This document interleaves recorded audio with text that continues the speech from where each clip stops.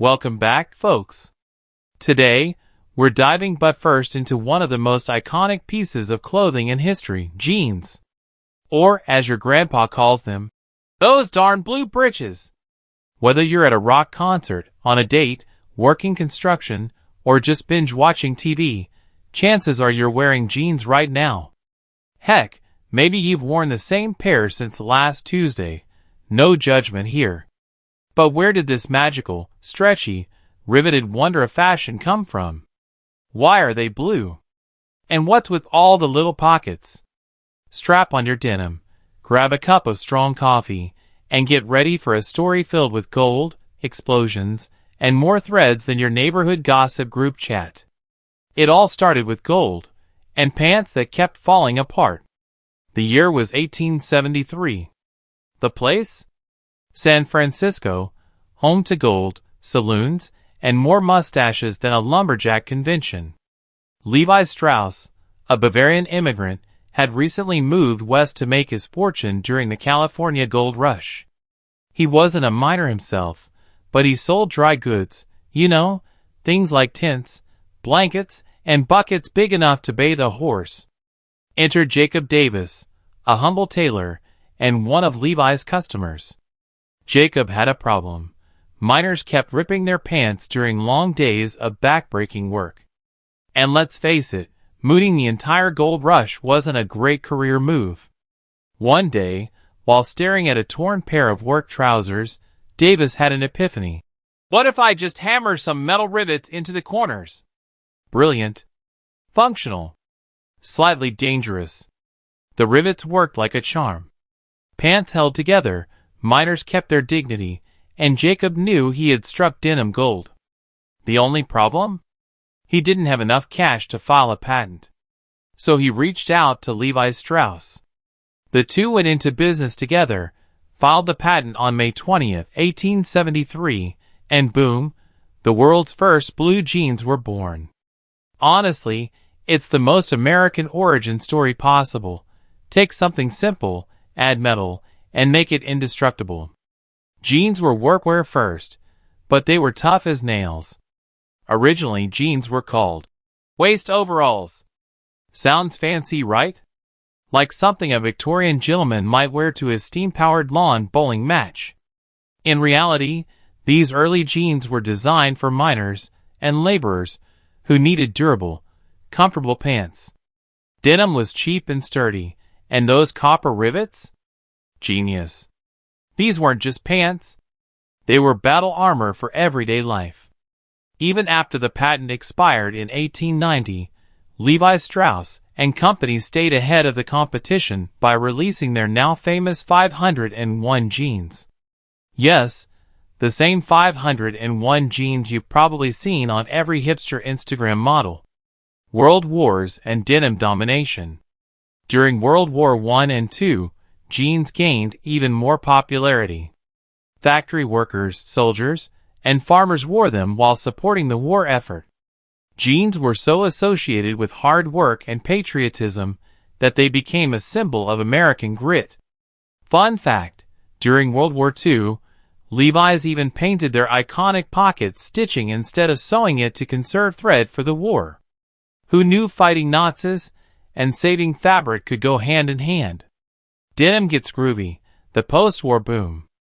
In the 1950s, something wild happened. Teenagers decided jeans weren't just for work, they were cool. Marlon Brando rocked them in. The Wild One, James Dean brooded in them in. Rebel without a cause. And suddenly, jeans were rebellious. Parents freaked out. Schools banned them. Teenagers bought more. Nothing screams cool like wearing the exact thing your principal says you can't. Jeans go global and get weirder. By the 1960s and 70s, jeans had spread beyond America. They became symbols of freedom, rebellion, and questionable fashion choices. Bell-bottoms, acid wash, fringe. Jeans were everywhere, and they were evolving faster than a TikTok trend. By the 1980s, designer jeans were all the rage. Calvin Klein, Guess, and others charged ridiculous prices, so you could flaunt your rear end in style. Remember those old commercials? Nothing comes between me and my Calvins. Yikes. Why are jeans always blue? And other burning questions. Let's get nerdy. Jeans are usually blue because of indigo dye. Historically, indigo was cheaper and more accessible than other dyes. But there's also a technical reason. Only the outer threads of denim are dyed. This creates that classic fade over time as the dye wears away. Translation: the more you wear them, the cooler they look. And about those rivets? They're still there for strength, not just decoration. What about that tiny, weird pocket inside your front pocket? Originally, it was for pocket watches. Now, it's mostly used for spare change, guitar picks, or losing small items forever. Oh, and the little leather patch on the back? That's been around since 1886 to show off the brand, because apparently, even miners needed status symbols. Fun fact speed round. Weird jeans trivia you didn't know you needed. Levi's 501 jeans have been continuously produced for over 130 years. Some people never wash their jeans. They freeze them to kill bacteria instead. Guinness World Record for the largest jeans? A pair over 150 feet tall, made in Peru. Jeans were once banned in schools and restaurants for being too casual. The term denim comes from serge de Nîmes, a fabric from Nîmes, France.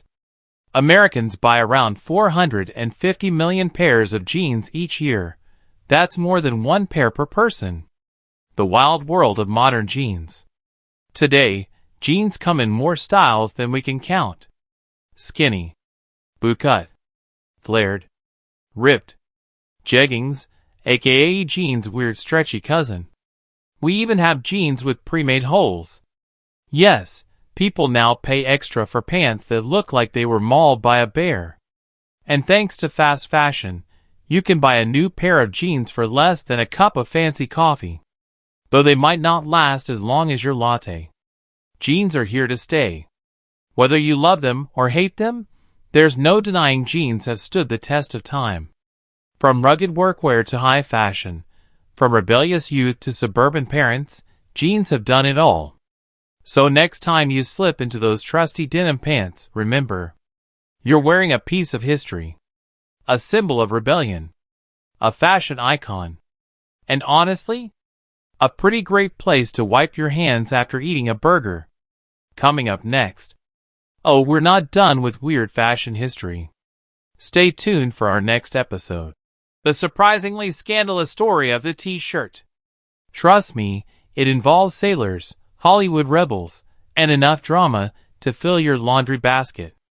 Until then, drop your weirdest jean stories in the comments below. And don't forget to like, subscribe, and join our Quirky Before Wi-Fi community, where we dig into history's quirkiest inventions, one stitch at a time. See you next time.